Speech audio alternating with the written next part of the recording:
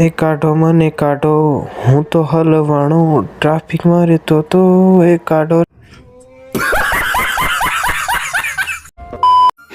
Hello, કેમ છો સુરત? આજ તો હું નીકળી ગયો બાઇક લઈને. આજ કારણ કે હાંકવાની છે આપણે બાઇક, કારણ કે આજે કિશનભાઈને રજા છે ને એટલે આપી દીધી આપણે બાઇક. પછી આપણે નીકળી ગયા કામ બાજુ.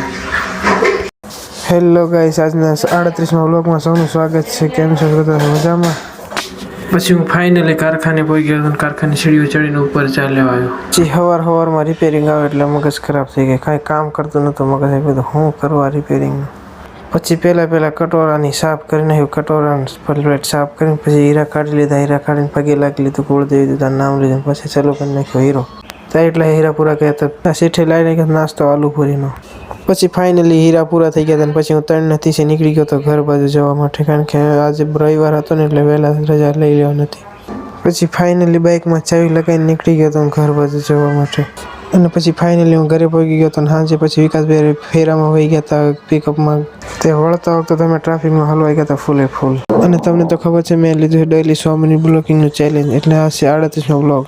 તો તમને આ વિડીયો ગમે હોય તો લાઈક કરી નાખજો, ફોલો કરી નાખજો. મળીએ કાલે નેક્સ્ટ બ્લોગમાં. રાધે રાધે.